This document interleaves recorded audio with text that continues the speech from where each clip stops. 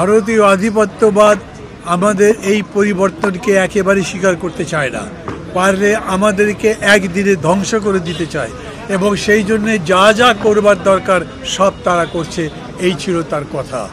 আর একটা বিষয় তিনি বিশেষ করে বললেন হঠাৎ করেই যে আমি সেদিন খুবই হতাশ হয়ে গেলাম আমার মিটিংয়ের মধ্যে যখন উপদেষ্টা পরিষদের সঙ্গে বসছি, আমার মনে হলো আমি এতদিন ধরে যেগুলো করছি এগুলো কোনোটাতেই সফল হতে পারবো না, সবই ব্যর্থ হয়ে যাবে, সংস্কারও হবে না, ঠিকমতো নির্বাচন করতে পারবো না।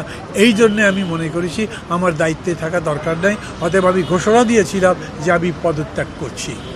এই নিয়ে অনেক কিছু হয়েছে, তাদের নিজেদের মধ্যে সেগুলো একটা বিস্তারিত কাহিনী বললেন, কীরকম করে বাকিরা তাকে পার্সিউ করেছে, বাকিরা তাকে আটকেছে, পদত্যাগপত্র লিখতে দেয়নি, লিখলেও সেটা পাঠাতে দেয়নি এবং তাকে ধরে রেখেছে। আমরা আবার রসিকতা করে বলেছি, আমরা উপদেষ্টা পরিষদকে ধন্যবাদ দিচ্ছি। আমরা এখন চাই না, আমরা যারা বসছি তারা সমগ্র জাতি চায় না যে এখন এইভাবে ডক্টর ইউনূস ক্ষমতার জায়গা থেকে বিদায় নিয়ে নিক, তাহলে আমাদের জন্য সংকটটা বেশি হবে। এই ব্যাপারেও আমরা বলেছি বেশি করে রাজনৈতিকভাবে তাকে ইনভলভ হতে হবে, কথাবার্তা বলতে হবে, ডিসকোর্স হতে হবে এবং কি কর্মসূচি তিনি নিতে চাচ্ছেন সেইটা বলতে হবে।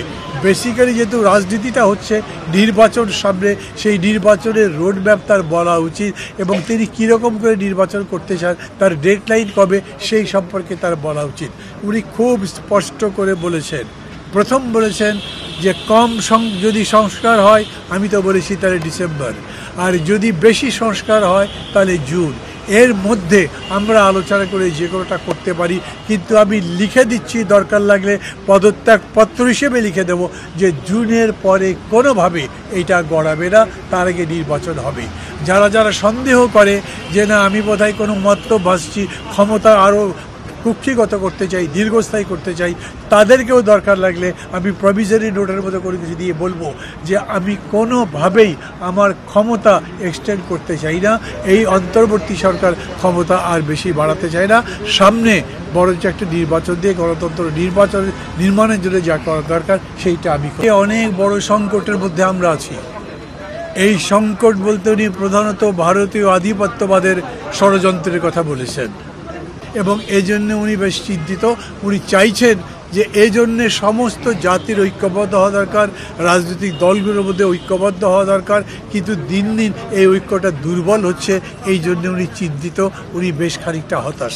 আমরা আমাদের পক্ষ থেকে বলেছি যে না, এই প্রশ্নে আমরা সবাই এক থাকবো, আমাদের ডিফারেন্স যেটা থাকবে, সেলিম ভাই যেটা পরে বললেন যে যেরকম করে ডাইভার্সিটি অ্যান্ড ইউনিটি হবে, আমাদের মধ্যে মতপার্থক্য থাকবে কিন্তু মূল জাতীয় ইস্যুগুলোতে আমরা ঐক্যবদ্ধ থাকবো, সেই বিষয়গুলো তাকে বলেছি। উনি মোটামুটিভাবে আশ্বস্ত হয়েছেন।